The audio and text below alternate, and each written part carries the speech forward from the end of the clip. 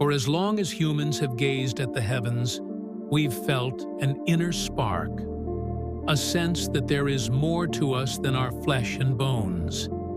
Is there an eternal soul inside each of us? A spark of divinity that outlives the body? Or are we marvelous machines? Our consciousness woven solely from biology and electricity in the brain? Tonight, let's take a journey through time and thought, exploring the soul as both a spiritual belief and a scientific mystery. We won't push any answer as final. Instead, like a traveler under the stars, we'll ponder. We'll visit ancient temples and modern laboratories, old scriptures and new brain scans. We'll listen to philosophers, mystics, and neuroscientists, all with an open mind and a sense of wonder. Imagine traveling back over 3,000 years to a torchlit hall in ancient Egypt. A scribe unrolls a papyrus scroll depicting a grand scene. There's Anubis, the jackal-headed guide of the dead, weighing a person's heart against the feather of truth. The Egyptians believed the heart was the soul, or at least a vital part of it. To them, the soul wasn't a single thing, but a complex blend of parts. Ka, the life force. Ba, the personality that could flit like a bird between worlds. Ib, the heart and seat of emotion, and more. All these facets of a person lived on after death, but only if proper rituals were observed. They performed meticulous mummifications and recited spells from the Book of the Dead to protect the soul's journey. To the Egyptian mind, death was not an end, but a transition. If your heart balanced with truth's feather, you passed the test, and your soul, united into an immortal Akh, entered a blissful afterlife. But if not, well, a demon might gobble up your errant soul, and you'd cease to exist. This rich Egyptian vision tells us something. From earliest history, humans sensed an essence beyond the physical. They gave it names and forms their culture could grasp. For Egyptians, the soul was as real as the Nile and stars, an eternal force instilled by divine creation. It was magic in the literal sense. They believed the Creator God fashioned the world with magic, and thus every living thing contained magic, the soul within. Think of that, your very life as a fragment of divine magic. It's a beautiful, symbolic way to see the spark of life. Now let's sail across the Mediterranean to ancient Greece. Here, in a sunlit grove, philosophers debate what they call the psyche, Greek for soul or breath. The great philosopher Plato speaks of the soul with reverence. In his dialogues, he describes the soul as immortal and divine. To Plato, your true self is your soul, which exists before birth and lives on after death. The body is just a temporary home. In one allegory, he imagines the soul as a charioteer driving two horses, a metaphor for how reason must tame our passions. And in Plato's work, Phaedo, his teacher Socrates facing death, confidently asserts that the soul will endure beyond the grave. This idea that the soul is deathless became foundational in Western thought. Plato's student Aristotle had a different take. He saw soul not as a separate ghostly entity, but as the life force or form of a living being. In Aristotle's view, all living things have souls in some sense, but not all souls are equal. Plants have a basic soul that allows growth. Animals have a more advanced soul, adding sensation and movement. And humans have the highest rational soul. Yet even Aristotle's soul isn't something that floats away from the body. It's essentially tied to the body, its animating principle. He famously said, "The soul is to the body as the shape is to wax." inseparable in life. Though intriguingly, he allowed that the intellect might transcend the body in some way. Still, for Aristotle and many Greeks, the soul was a natural, integrated aspect of a living being rather than a totally independent spirit. We see in Greece a vibrant conversation. Is the soul an immortal spirit, or the very essence of mortal life? These debates would echo through the ages. Greek ideas influenced later religious and philosophical thought, including early Christian views of the soul's immortality. If you've ever heard someone talk about mind, body, and soul, you're hearing shades of Plato and Aristotle. Now let's journey east, deep into ancient India, where sages and seers contemplated the soul in the forests and along the Ganges River. In Hindu philosophy, they speak of the Atman, the inner self or soul. Atman is described as the eternal core of our personality. Unlike the Greek thinkers who debated if the soul is immortal, Hindus took it as given. The soul is not only immortal, it reincarnates. When the body dies, the Atman carries on, born into a new life, again and again, in a grand cycle called samsara. Why? Because the soul is on a journey of growth, working through karma, until it eventually realizes its true nature. And what is that nature? The ancient texts called the Upanishads give a stunning answer. Our individual soul, Atman, is in fact one with Brahman, the universal soul or ultimate reality. They used a beautiful metaphor, a drop of water returning to the ocean. The drop, individual soul, may appear separate, but when it reunites with the sea, Brahman, it discovers it was always part of that vast unity. Thus, the highest spiritual goal in Hindu thought is moksha, liberation, to break free from the cycle of rebirth and merge one's soul back into that cosmic ocean of consciousness. Imagine how comforting and profound this worldview is. Death is not an end, but merely a shedding of old clothes for the soul, which then dons new ones in birth. Your essence is timeless, and ultimately, you are intimately connected to the divine ground of being. This self is Brahman, says one Upanishad, meaning that within you is the infinite. It's a very poetic perspective on the soul, one that emphasizes unity and eternity. Next, let's consider Buddhism, which intriguingly challenges the very idea of a permanent soul. About 2,500 years ago, Prince Siddhartha Gautama, the Buddha, taught in India and beyond. He observed that everything in life is impermanent, constantly changing. This included what we call the self. Buddhism introduces the doctrine of anatta, Pali, or anatman, Sanskrit, meaning no soul, or no permanent self. According to this teaching, there is no eternal, unchanging soul residing within us. Instead, a person is a collection of ever-changing processes and qualities. The Buddha spoke of 5 aggregates: forms, sensations, perceptions, mental formations, and consciousness that make up individual existence. These come together and fall apart from moment to moment. The sense of a solid I is seen as an illusion, a convenient fiction. It's like a flame that appears continuous, but is actually new at every moment. Now, that might sound bleak or confusing at first. If there's no soul, what is reborn in the Buddhist cycle of rebirth?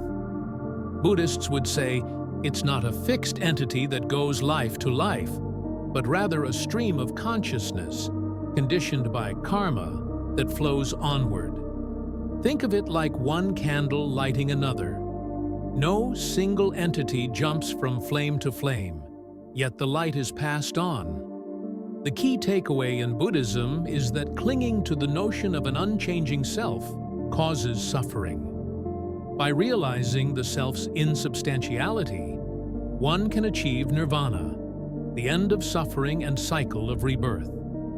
Despite denying a permanent soul, Buddhism is deeply spiritual. It focuses on ethical living, mindfulness, and compassion. And interestingly, modern science's view of the self as something the brain constructs has an uncanny resonance with Buddhism's anatta. We'll come back to that later.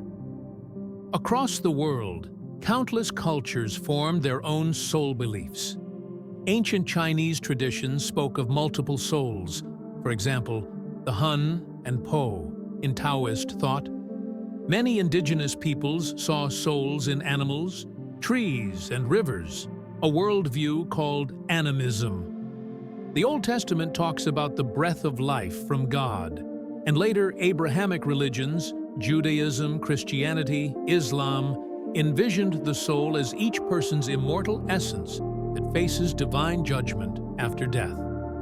The details differ, but the golden thread is this. We humans have long intuited that our true essence might be more than just our visible body. Whether it's Ka and Ba, Psyche, or Atman, something carries our identity, our spark through time, or even beyond time. Something unseen, yet deeply felt. Take a moment to reflect. Which of these ancient ideas speaks to you? Do you find comfort in the thought of an immortal soul that reunites with the divine? Or intrigue in the Buddhist notion that shedding the ego leads to freedom? Our ancestors, in their own contexts, all grappled with the mystery of being conscious and alive. And that mystery endures. Next, we'll step into the scientific age, an era that turned a critical eye to these spiritual intuitions. What does modern science say about this thing we call the soul? The scientific perspective. Mind as brain. Fast forward to the last few centuries, the rise of science and the age of reason. As we light our Bunsen burners and adjust our microscopes, the conversation about the soul shifts dramatically. In the 17th century, philosopher René Descartes famously declared, "Cogito ergo sum." I think, therefore I am. This simple statement put consciousness at the center of existence. Descartes argued that mind and body are two different kinds of substance. The mind, or soul, is non-physical, thinking, and not bound by space, while the body is physical and extended in space. This is called dualism. He even speculated the soul interfaces with the body through the pineal gland in the brain. So in one sense, Descartes was defending the soul. He believed the mind-soul is real and could exist independently of the body. But in another sense, he set the stage for scientific inquiry by treating the physical brain and non-physical mind as separate things to study. The mind-body problem, how does an immaterial mind interact with a material brain, became a central question of philosophy. Over time, as science advanced, more thinkers started to wonder if the soul, or mind, was really separate after all. In the 19th century, experiments were even done to weigh the soul.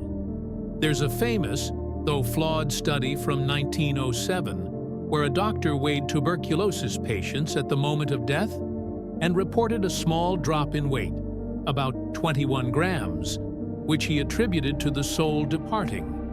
While an interesting anecdote, later analysis found the methods unscientific and results inconsistent. But it shows that people were trying to probe the soul with scales and measures. By the 20th and 21st centuries, the dominant view in science became decidedly materialistic.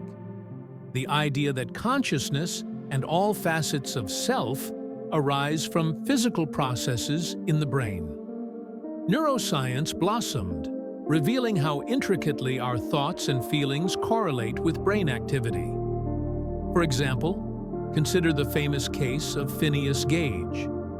In 1848, This railroad worker survived an accident where an iron rod blasted through his skull, destroying much of his left frontal lobe. Remarkably, Gage lived, but reports say he was no longer Gage afterward. His personality changed dramatically. Once polite and responsible, he became impulsive and profane. This was a watershed hint that aspects of personality, which we might associate with mind or soul, depend on the brain's structure. If an iron rod's path could alter who someone is, doesn't that tether the soul to the brain? Neuroscience has since cataloged countless examples of brain changes affecting the mind. Injury to specific areas can erase your memory of your own past, or make you unable to recognize loved ones. Chemical imbalances can plunge you into depression or lift you into mania. Electrical stimulation of certain brain spots can trigger an out-of-body experience or a religious vision. These findings suggest that our subjective experience, our consciousness, is strongly dependent on the brain's workings. In fact, it's become a common view among scientists that conscious experience in humans depends on brain activity. When you feel love or see the color blue or solve a math problem, there are neurons firing in specific patterns creating those experiences. The personality traits we cherish, the memories we hold, the very sense of I am me, all these can be tied to neural processes, if not entirely, at least in correlation. Some scientists have taken this to an extreme conclusion. Nobel-winning biologist Francis Crick, one of the co-discoverers of DNA, shocked many by writing, "You, your joys and sorrows, your memories and ambitions, your sense of personal identity and free will are in fact nothing more than the behavior of a vast assembly of nerve cells. In other words, you are nothing but a pack of neurons." It's a bold statement of materialism, the idea that the mind, and by extension what religious folks call the soul, just is the brain in action. There's no ghost in the machine. The machine is all there is. Not all scientists phrase it so bluntly, but materialism is widespread in neuroscience. The search for consciousness is essentially a search for how brain matter produces mind. We have theories like the global workspace theory or integrated information theory that try to explain consciousness as emergent properties of neural networks. We know, for example, that if the brain's communication between regions is disrupted, consciousness fades, like under anesthesia or deep sleep. Certain brain regions lighting up, say a pattern of gamma waves, correlate with someone reporting, "I'm aware."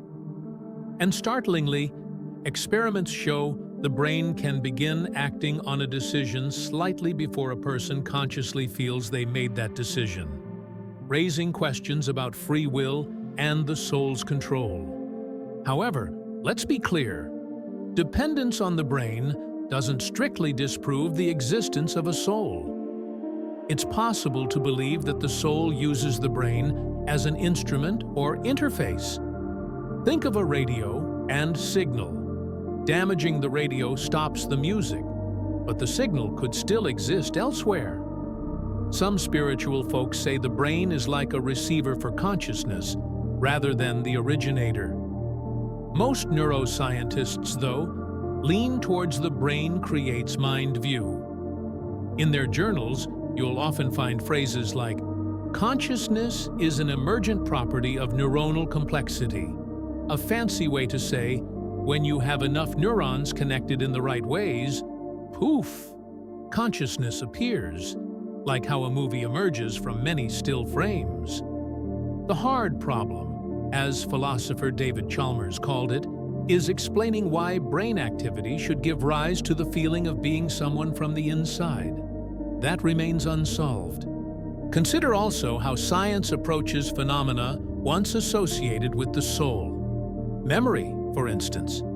John Locke, a 17th century philosopher, argued that personal identity is founded on memory and consciousness, not on a substance of soul. Modern neuroscience locates memory in brain networks. Conditions like Alzheimer's can strip away a person's memory and even personality. If the soul were a totally independent entity containing you, how do we account for such drastic changes when the brain deteriorates?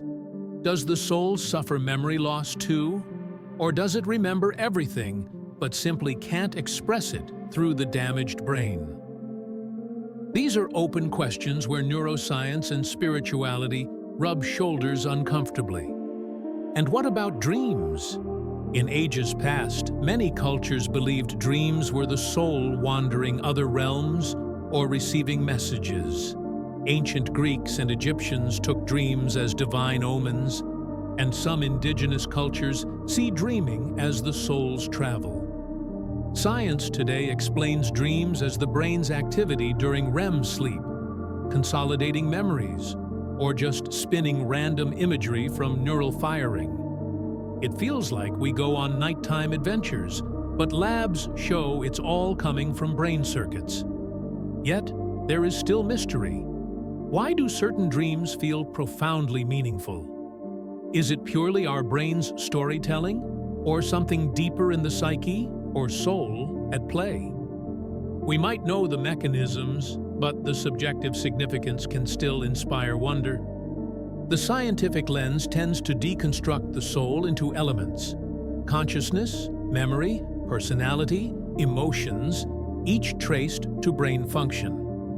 Many conclude that what we call soul is just a poetic term for the mind, and the mind is what the brain does.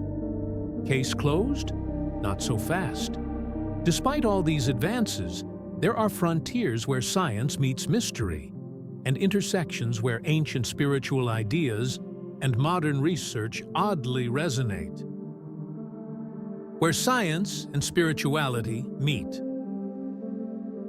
In our exploration so far, it might sound like science and spirituality stand poles apart.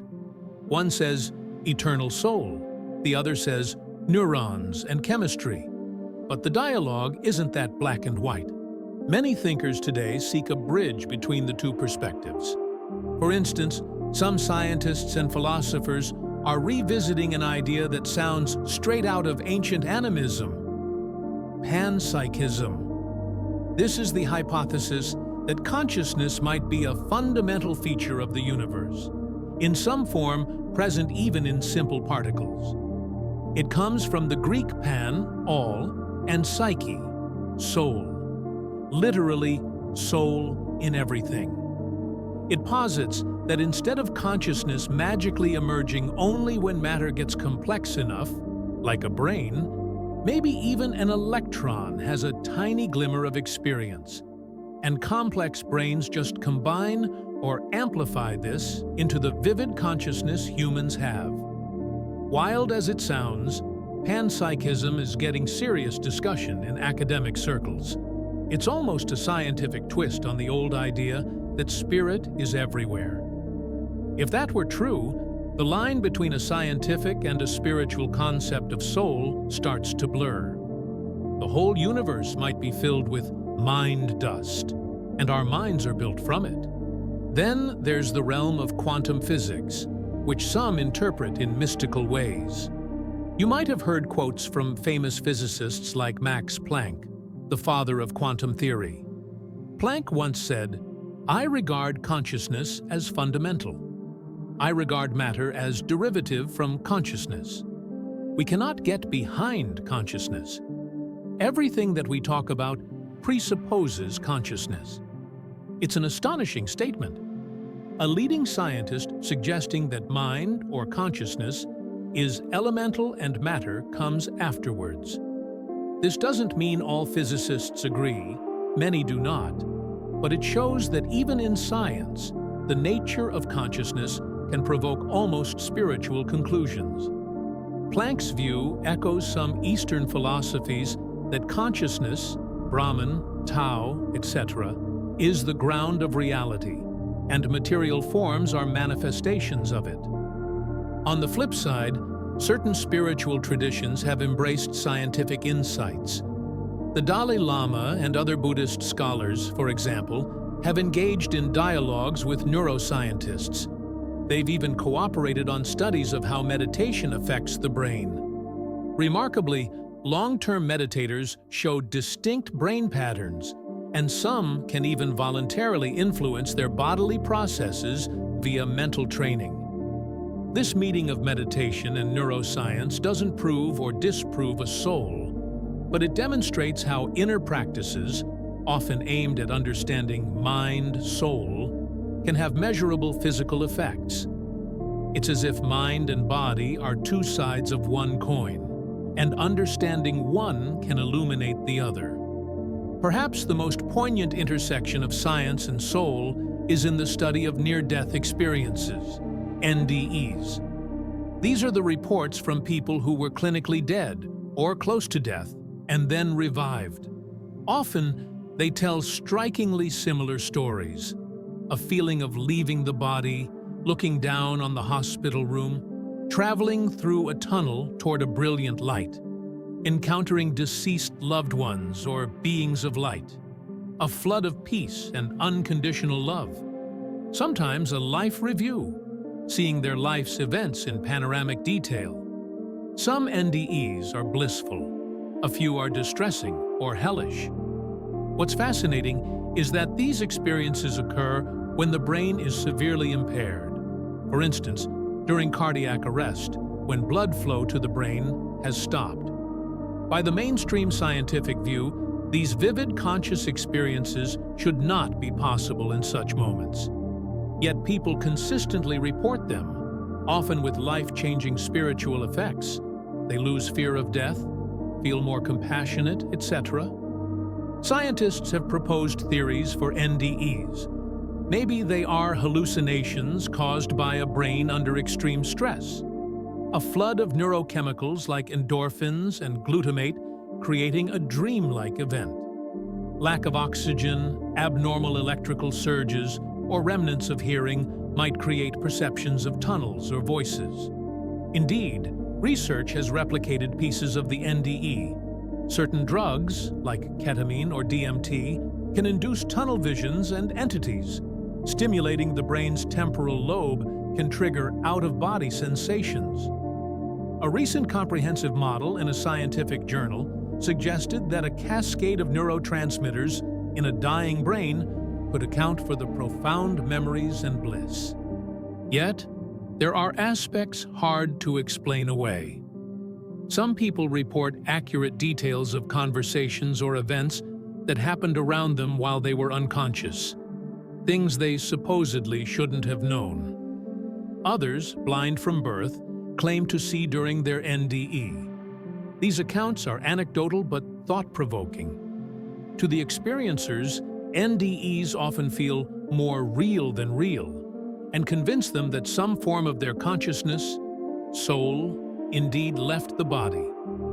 Doctors like Dr. Bruce Grayson and Dr. Sam Parnia have collected and studied NDE cases for decades, keeping an open mind. One prominent NDE researcher and a previously skeptical neurosurgeon, Dr. Eben Alexander, had a dramatic NDE during a coma and became convinced that consciousness can exist independent of the brain. While mainstream science isn't swayed by personal testimony alone, such stories keep the question open. Is the brain producing these experiences entirely, or briefly tuning into something beyond? Neuroscience hypothesizes NDEs are internal hallucinations, whereas spiritual interpretations say they are glimpses of an afterlife, perhaps even proof that the soul can exit the body. This is a realm where evidence is being actively gathered, and our understanding is far from complete. We also find an intersection in the concept of personal identity.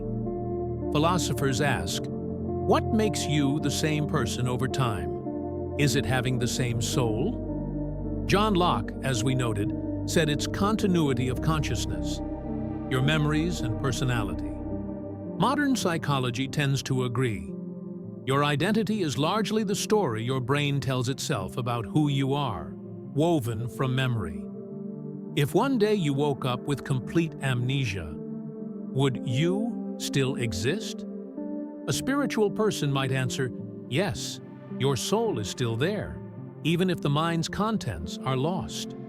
Some scientists might say the you would be fundamentally changed because identity is stored in the brain. There's a thought experiment often cited: teleportation.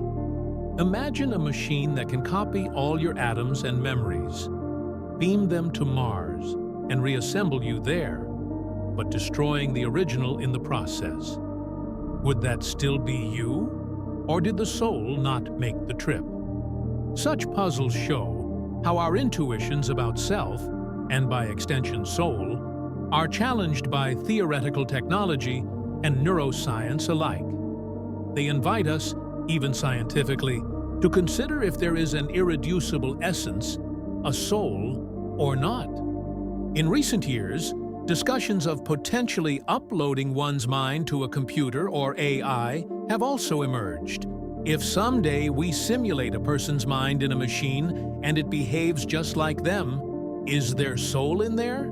Or consider advanced AI. If a machine became conscious, so far hypothetical, would we say it has a soul? Our answers to these questions are still emotionally and ethically charged, revealing how much the concept of soul underlies our idea of personhood. Clearly, there are areas where the lines blur. Some scientists hold private spiritual beliefs, and some religious thinkers embrace scientific findings, seeing them as revealing how the soul operates, rather than negating it. Pioneering psychologist and philosopher William James once proposed that the brain might be more of a filter than a producer of consciousness, that in ordinary life, it filters a broader consciousness down to just what we need for survival, like a radio tuning out most frequencies to focus on one. If true, perhaps at death or in extraordinary states, the filter opens and we experience a greater reality. That idea can't be tested easily, but it's a thought that bridges the two worlds. The mystery of being. Reflections and conclusions. After this journey through ancient beliefs and modern science, where do we find ourselves? Perhaps a bit humbled by the vastness of what we don't know. We have learned so much about the brain, yet the inner spark, the experience of being you, remains somewhat magical. Whether we call it soul, mind, or consciousness, it's the most intimate fact of our existence, and yet one of the hardest things to fully explain. Personal identity is a tapestry woven of memory, consciousness, and perhaps something ineffable. We've seen how memory anchors us. Without it, how much of us remains? And yet, even if someone loses their memories, we often feel there's a person there deserving love and dignity. Is that their soul shining through? Or just our empathy for a fellow human system? Philosophers and theologians continue to debate. Maybe the soul is the continuity that holds even when memory fails. Maybe it's what makes you more than just a sum of parts. And consider dreams again. Every night, our consciousness detaches from external reality and conjures entire worlds. Sometimes our dreams feel trivial. Other times, they shake us to the core. Ancient peoples thought the soul traveled in dreams. Modern science says it's the brain. But as you experience a dream, does it matter? You are immersed in a reality generated from within, perhaps showing the creative power of mind, soul. As the saying goes, life is a dream. Indeed, some philosophies, like certain schools of Hinduism and Buddhism, suggest that our normal waking reality is itself a kind of dream of the soul, and that enlightenment is waking up. Interestingly, some scientists, like cognitive scientist Donald Hoffman, even argue that what we perceive as reality might be a kind of evolved user interface rather than the true form of the world. a notion not entirely unlike Maya, illusion, in Eastern thought. How fascinating that these lines of thinking converge. Ultimately, whether one leans toward the scientific or the spiritual, the mystery of being endures. When you look in the mirror, you might see just a body, or you might sense someone looking back through your eyes. That sense of self. What is it? Science might say it's your brain's self-model. Spiritual teachings might call it your soul or spirit. Maybe it's both. Perhaps the soul manifests through the brain. Or maybe future science will explain it all without needing a soul concept. As of now, we cannot say for certain that the soul exists as a separate substance, but neither can we prove it doesn't. It remains a matter of personal worldview, informed by both evidence and intuition. And that's okay. Some questions might be meant to accompany us, not be resolved in haste. The soul, scientific or spiritual, invites us to marvel at our own nature. It's like an inner cosmos, as vast as the outer one. Recall the words of the astronomer Carl Sagan. The cosmos is within us. We are made of star stuff. We are a way for the universe to know itself.